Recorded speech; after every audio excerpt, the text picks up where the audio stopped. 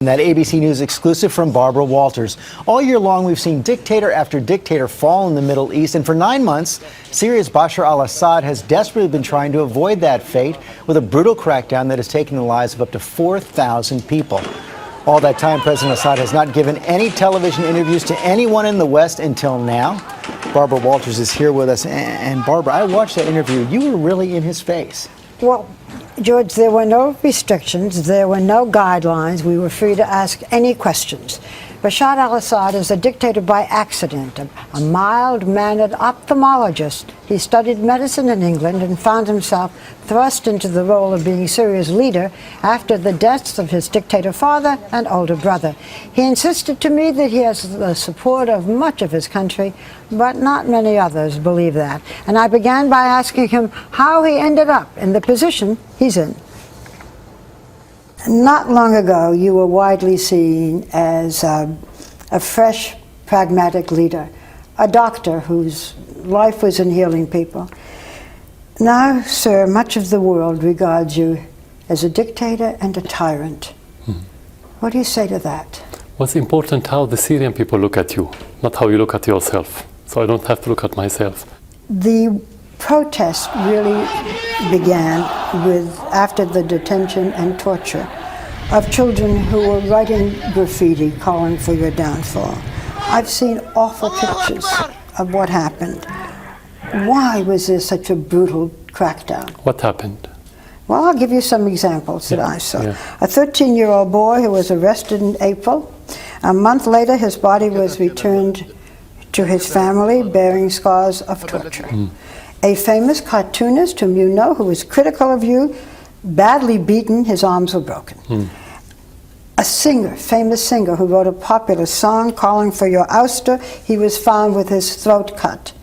You have seen these pictures, have you not? No, but I Is this news to you? No, it's not news. I met with his father, with the father of that child, and he said that he wasn't tortured. The cartoonist.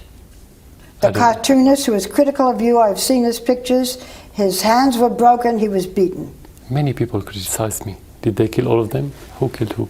Most of the people that are being killed are supporters of the government, not the vice versa. What about the singer with his throat cut? I don't know about him. I don't know about every single case. He was a famous singer, a famous song. You don't know about it? No, I don't think he's famous. I don't know about him. In the beginning, these protests, the women were marching with children carrying olive branches. Nobody at that point was asking for you to step down.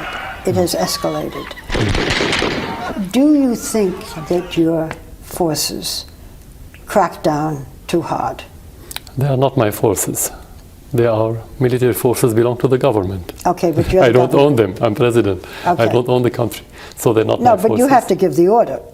No. Not by your command?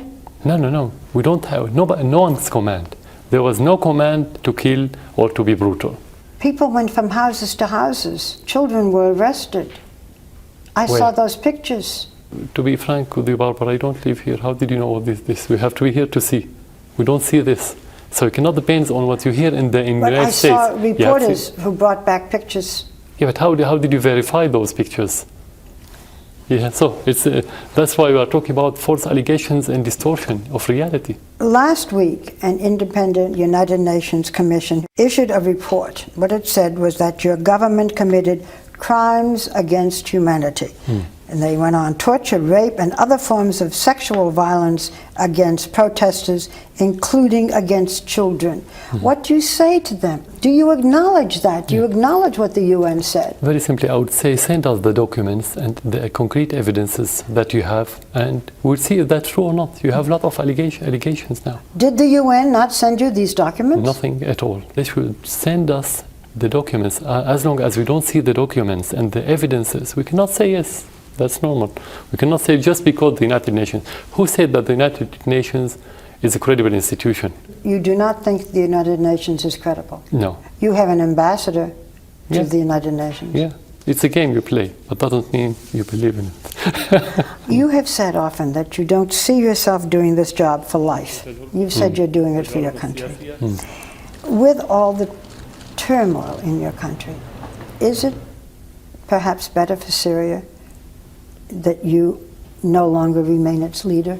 I don't have problem. For me, it's about public support. This is the most important thing. So when I feel that the public support declined, I won't be here. Even if they ask or not, I shouldn't be here if there's no public support. Okay. That's So, conclusive. what do you think is the biggest misconception that my country has of what's happening here, if indeed there is a misconception? We don't kill our people. Nobody kill, no government in the world kill its people unless it's led by a crazy person. For me as president, I became president because of the public support. It's impossible for anyone in this state to give order to kill. Do you feel guilty? I did my best to protect the people, so you cannot feel guilty when you do your best. You feel sorry for the life that has been lost, but you don't feel guilty when you don't kill people.